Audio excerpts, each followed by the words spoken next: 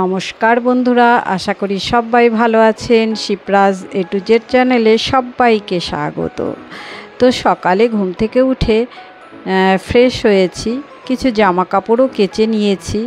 তারপর এই যে এই কাজগুলো সবাই আমরা করে থাকি, তো আমিও একটু আজ আপনাদের মধ্যে শেয়ার করলাম ঘরের দরজায় একটু গঙ্গা জল ছেটানো।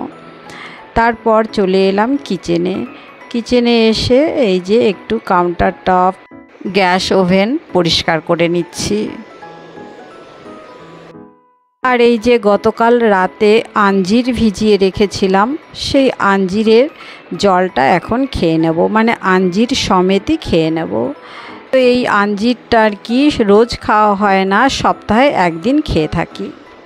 এবারে চলে এলাম ব্যালকনিতে।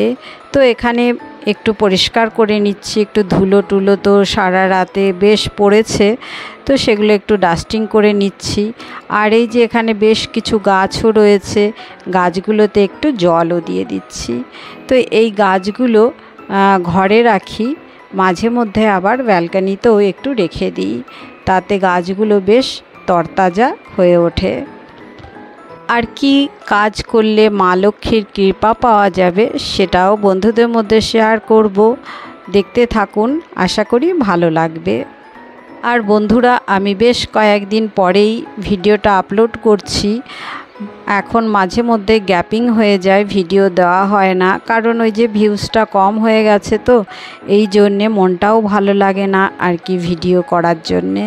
তো যাই হোক, আবার মনে হয় যে না, একটু ভিডিও দিই, তো ঘরে বসেই বা কী করবো। সে যাই হোক বন্ধুরা, দেখুন আমি ব্যালকনিটা খুব সুন্দর করে পরিষ্কার করে নিয়েছি। আর ওই যে সকালবেলায় কিছু জামা কাপড় কেচেছি, সেটাই এখন মেলে দিচ্ছি।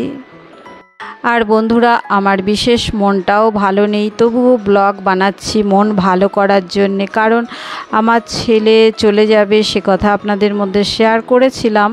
তো সত্যি করেই ছেলেটা চলে গেছে, তো সেই জন্যে আমার মনটা অনেক খারাপ।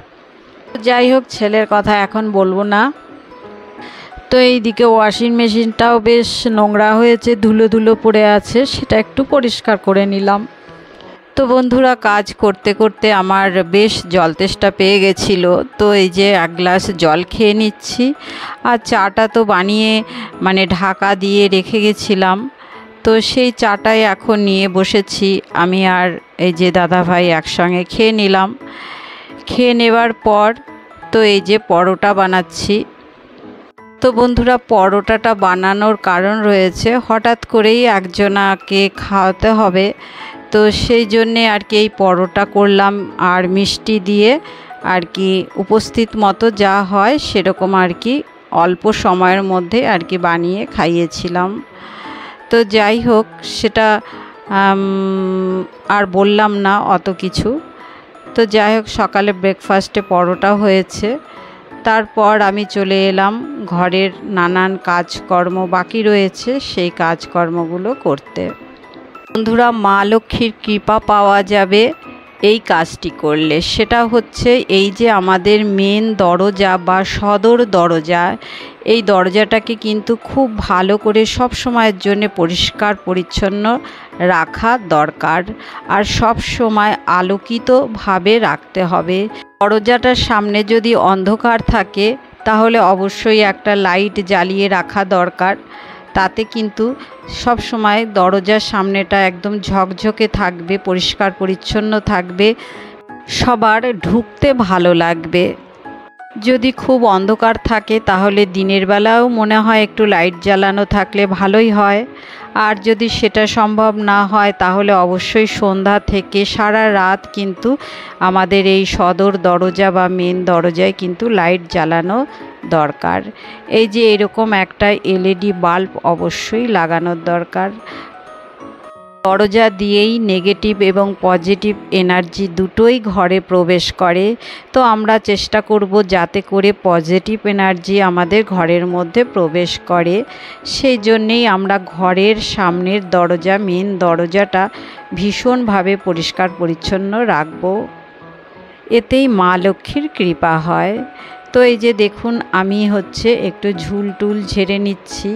আর সর্বদাই আমি কিন্তু এই আমার মেন গেটটা খুব সুন্দর করে পরিষ্কার পরিচ্ছন্ন রাখি। এই দরজার সামনেই একটা ডোরবেল থাকে, এই ডোরবেলটাকেও খুব ভালো করে পরিষ্কার করা দরকার, কারণ এটাতে সব সময় হাত লাগে, তার ফলে কিন্তু এটা ভীষণভাবে নোংরা হয়ে যায়। আমরা প্রত্যেকেই দরজার সামনে জুতো রাখি, তো জুতো রাখার জায়গা কিন্তু দরজার সামনেই। যদি শু র্যাক থাকে, শু র্যাকে সুন্দর করে গুছিয়ে রাখলে তো খুবই ভালো। আর না থাকলে পরে জুতোগুলোকে অবশ্যই সুন্দর করে অর্গানাইজ করে রাখতে হবে, এতে করে মা লক্ষ্মীর কৃপা অবশ্যই হবে। আর এই যে আমারও শু র্যাক আছে, কিন্তু আমি রাখি না, কারণ হচ্ছে আমার পাশেই দাদাদেরও একটা শু র্যাক রয়েছে, তো আমি যদি রাখি তাহলে আর এখান দিয়ে হাঁটাচলা করা যাবে না। এই যে দেখালাম সবটাই পরিষ্কার করেছি, ঝাড়ু দিয়েছি। আর এবার দেখাচ্ছি দরজাটা কতটা পরিষ্কার পরিচ্ছন্ন হয়েছে। দেখুন এরকম মাঝে মধ্যেই কিন্তু পরিষ্কার পরিচ্ছন্ন অবশ্যই আমাদের করে নেওয়া উচিত, তাহলে মা লক্ষ্মীর কৃপা অবশ্যই পাওয়া যাবে। এর ফলে সুস্বাস্থ্য, ভালো সম্পর্ক, প্রত্যেকের সঙ্গে প্রত্যেকের একটা সৎ ভাব বজায় থাকবে।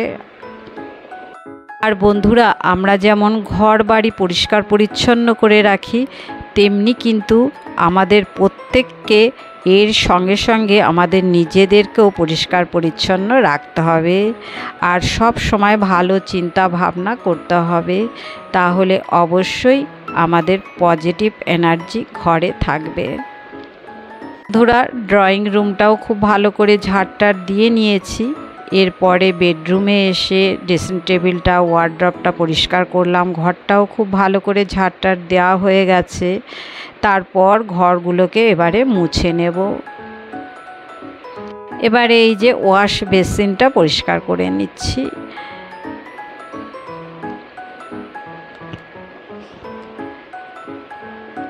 তো এই ওয়াশ বেসিনটা আমি যেভাবে রোজ পরিষ্কার করি সেভাবেই আপনাদের মধ্যে শেয়ার করছি। প্রথমে একটু সাবান দিয়ে ভেতরটা পরিষ্কার করে নিয়েছি, তারপর সাবান দিয়ে এই সেলফটাও পরিষ্কার করেছি, করে একটু মুছে নিলাম। আর আয়নাটায় একটা পেপার দিয়ে খুব ভালো করে এই যে মুছে নিচ্ছি।